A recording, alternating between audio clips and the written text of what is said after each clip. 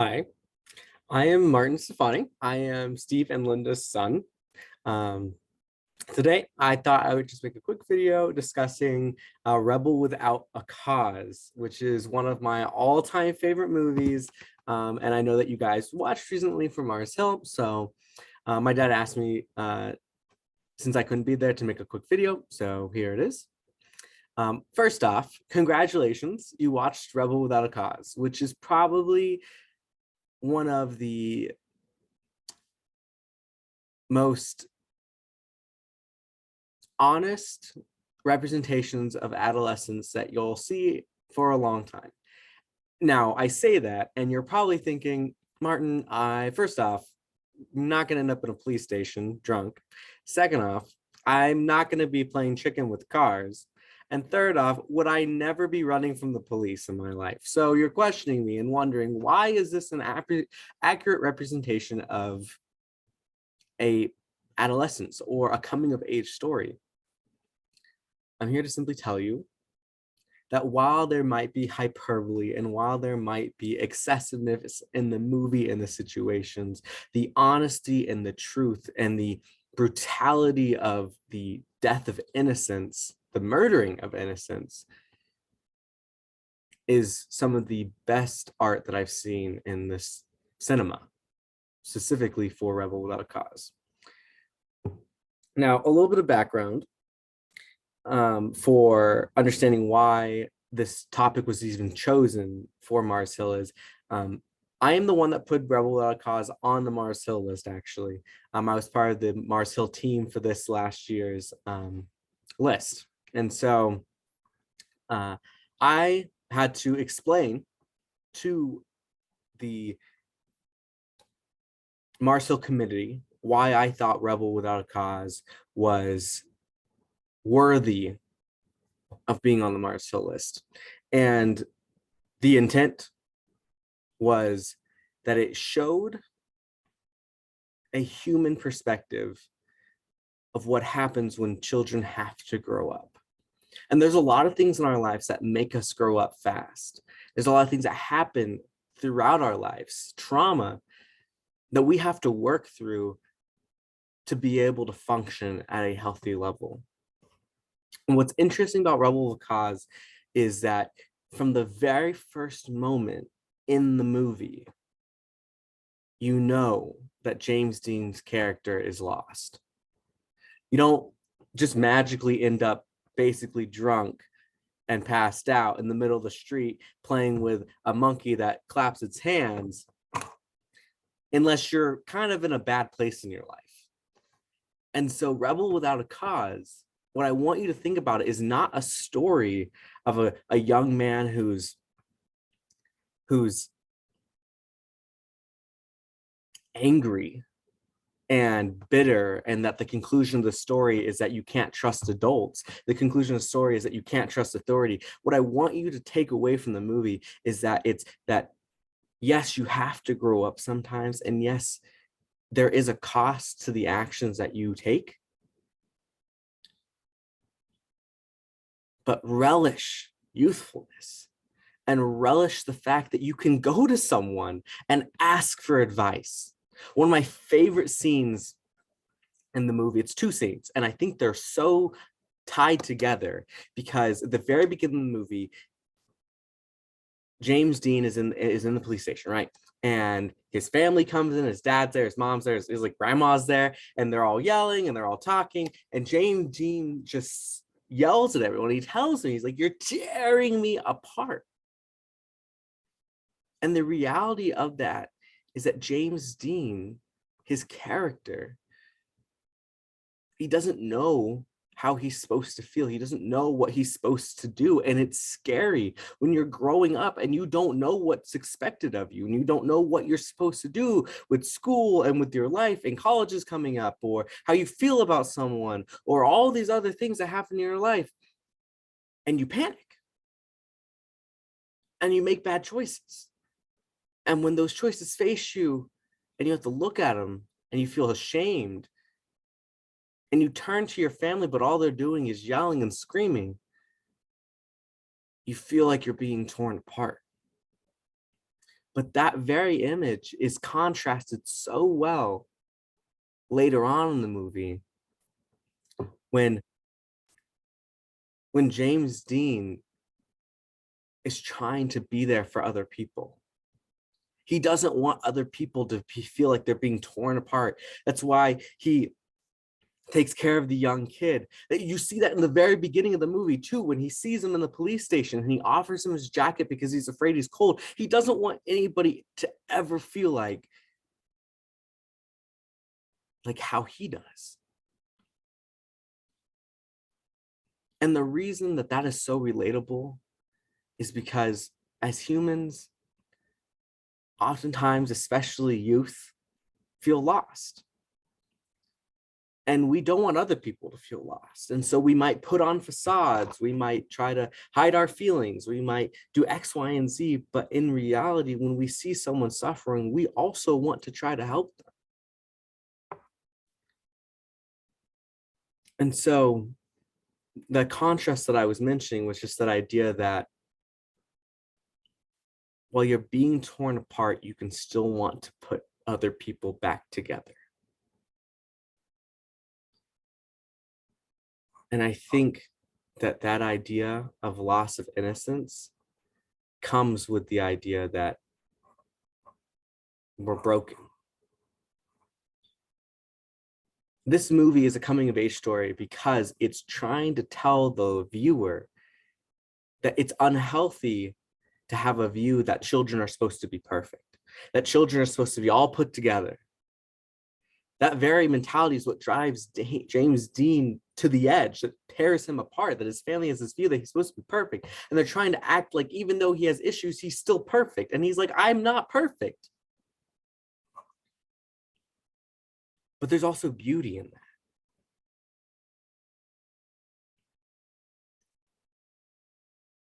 James Dean goes to his dad. I think it's about an hour in or something like that, a little bit less.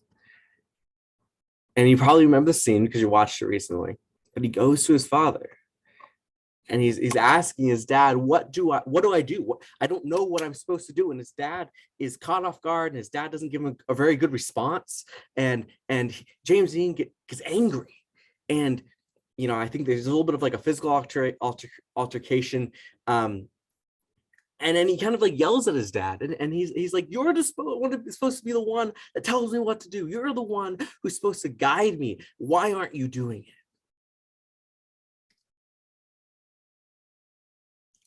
And that I can tell you this, I cried multiple times throughout that movie when I've watched it in the past. But for me, that struck a chord because there is a time in our lives that we realize that our parents are not perfect. But most of the time, what our society tries to tell us is that because your parents aren't perfect, you're supposed to do it by yourself. And what this movie beautifully echoes is that while, yes, children do grow up, and yes, we are imperfect, that doesn't mean that realizing that your parents aren't perfect means that their wisdom and their advice and their growth that they can give you is invalidated. But we see a regular response that James Dean has, that he gets angry at his dad, he shoves him, he pushes him away, and then he leaves, and then he makes mistakes. He makes mistakes. And yeah, sure, his dad didn't handle the situation the best way. But that is no excuse for us as adolescents, for us as we get raised, as we grow, to push our parents away. And so the movie critiques that idea, so much so, and this is one of my favorite things, is that it gives us a refreshing breather at the end, that when James Dean is trying to make everything work, when he's trying to not allow his brokenness to make other broken people more broken, when he's trying to get the police to calm down, when he's trying to get his friend not to get killed, when he's trying to protect the girl, and it crumbles. That scene at the end of the movie, when he's grasping at his friend, when he needs to be lifted up, his dad is there. And if you watch, I challenge you, I encourage you, watch the movie again. Watch the scene that James Dean fights with his dad and watch that last scene right next to each other. I'm not going to tell you what you're looking for. I'm hoping that you can find it yourself. If you still can't find it, come to me. But there is a parallel there that is bright as day with the cinematography, with the way that it's shot, with the way that the people like interact, that you will see that that is something that we've all desired and we've all felt, and it's visually represented there. But even furthermore, we see that the father's there for his son. And that like it's the conclusion of the idea that the murdering of innocence happens, but that doesn't mean that it can't be resurrected. That doesn't mean that you can't still have innocence in you. It doesn't mean that just because you're broken, you can't be fixed. It doesn't mean that just because your parents are imperfect, that they're not supposed to still be involved in your life. When I talk about the murdering of innocence in this movie, I'm not just talking about the idea that, they had to grow up too fast. I'm talking also about, like the murdering of innocence and ideology, the ideology of like your parents are perfect, the ideology that you can be a perfect child, the ideology that there's social norms that you're supposed to qualify for, James Dean is a popular guy. He's a cool man. He's a cool guy, but he befriends and breaks the social norms of hanging out with the lowliest of lowly. The title of the movie is Rebel Without a Cause. And the reason I love that title for this movie is because James Dean is a rebel. And if you look at just the title of the movie alone, The Rebel Without a Cause, you have to sit there and be like, wait, that is literally the opposite of what a rebel is. A rebel is someone who's fighting against a tyrannical government or rules, or fighting against a cause, like fighting against something that's overbearing, and automatically they would have a cause, right? A rebel automatically has a cause, but a rebel without a cause means that they're just fighting against something that they don't know what they're fighting against. That was a little bit eccentric. I get excited, but the point that I'm trying to make for you guys here is that the reason that this is a beautiful Mars Hill topic is found in the very title. It's the journey of a young man who's rebelling against what he thinks the status quo is, what he thinks is wrong with the status quo, but he doesn't know exactly what that is. And as the movie transverses through different instances and different struggles, at the end of that movie, when the shots have been fired, when the bodies lay on the ground, he finds his cause. People, loved ones, selflessness. But he also finds that being a rebel doesn't mean that you can't learn from others. Doesn't mean that you can't learn from your parents still.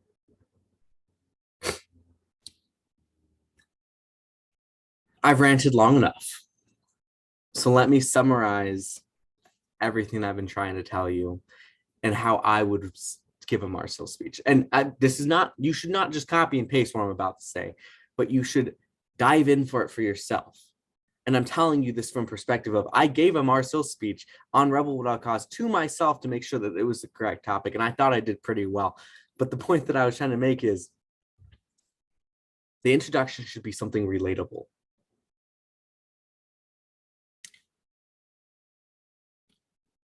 I'm adopted, and I've had many identity crises throughout my life. And for a long time, I was just a rebel. I hated authority because I had a chip on my shoulder about being abandoned. I struggled with things. I still struggle with things.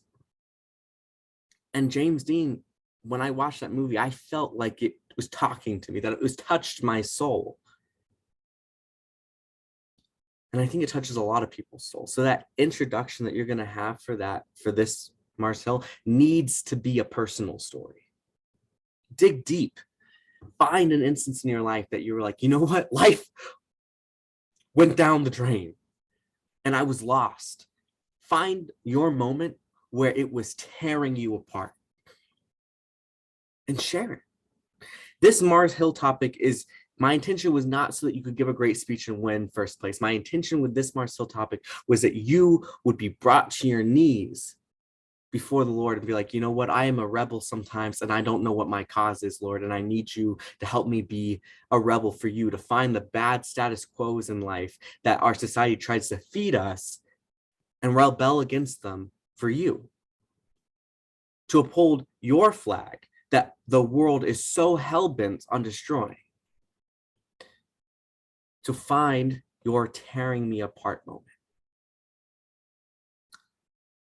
Then talk about the topic. Be succinct with the story. It's not a very complicated story, so don't get caught up with all the other minutia and details.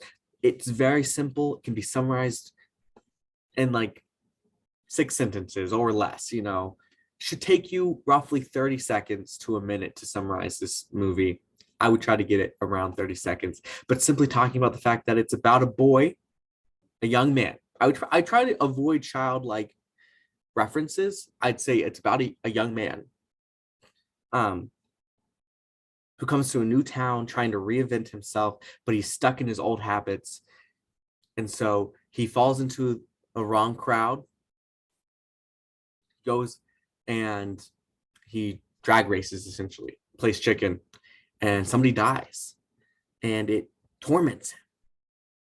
And so he befriends a social outcast young man, and he befriends the popular girl, and obviously there's romance, and all of them just want to escape the troubles of life. So they play house together in abandoned home near Griffith Observatory, and talk about it. I'm not going to give you the entire synopsis. I know you thought I would, but I'm giving you some key building blocks. But the beauty of synopsis is this, okay?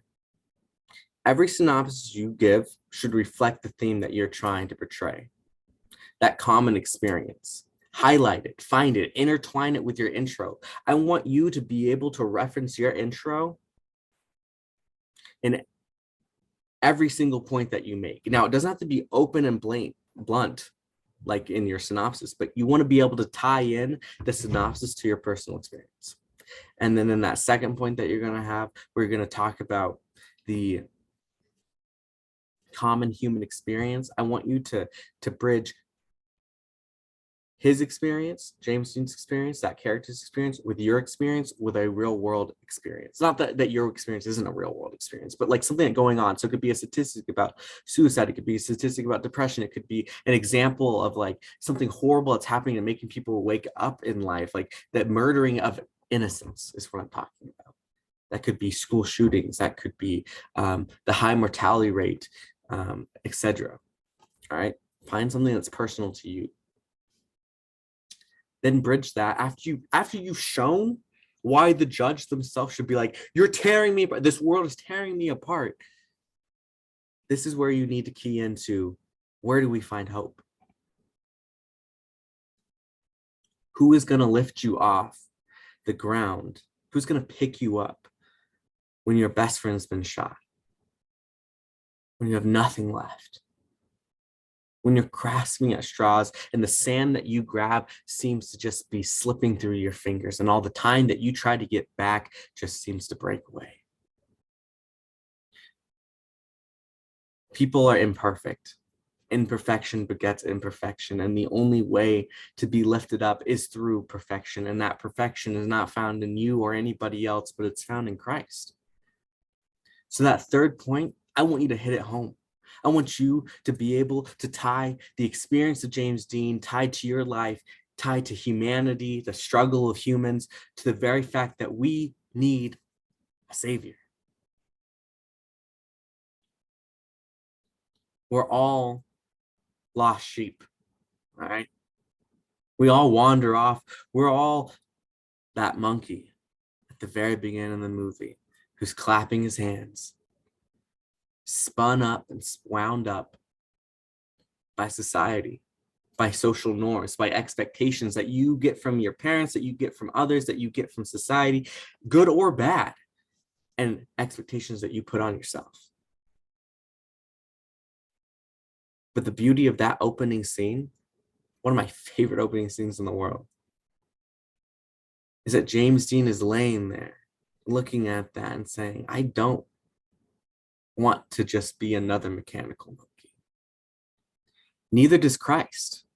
He wants you to love him. He wants you to be running to him, asking him, Abba, Papa, what do I do? Help me. And I think this last point might be a good example to give, find a good example to give in a biblical story, that Christ gave his life. But even furthermore, you can tie that to the fact that he goes and finds that lost sheep. James Dean wanted someone to go out of their way to help him. The people who find that they're broken and still try to help other people who are broken, one of the biggest things that they want is for someone to do that for them. And let me tell you this, Christ does that for us. All we have to be willing to do is accept that suit jacket to warm us up. There's your Mars Hill speech. Summarize it, conclude it, give a challenge to the judges. Yeah, they're adults, sure, but that doesn't mean that they can't relate to the fact that they feel like their life is falling apart, or the fact that they feel like they're losing control, or feel like the fact that they're getting torn apart. I'm sorry for the long and probably very animated explanation of Rebel Without a Cause. But remember that Mars Hill is all about empathy. Don't judge. Don't get on a high horse. Empathize. Get down in the trenches. Find out facts about James Dean. There's a lot. He died young, and that's tied to this movie. All right. There's some reflections and very real correlations between him and the main character. All right. He influenced a lot of people, and he still is. And I challenge you, find your, it's tearing me apart moment. All right. Mars Hill is not meant just to convict other people, but it's meant to convict you. It's meant to show you that you can learn from your parents, you can learn from other people's common experiences, you can learn from secular sources. So that's all I'm going to say. Have a great day. If you need to contact me, or you have any more questions, or you want to get some more Mars Hill advice, or you want to do some sessions or practice or anything like that, I'm always open to schedule something. All right. It's free. Don't worry, you don't have to pay me or anything like that. It's a service I'd love to provide, but that's up to you guys. So love all of you, even though I haven't met like half of you. I know that you're going to do great, and I'm praying for you.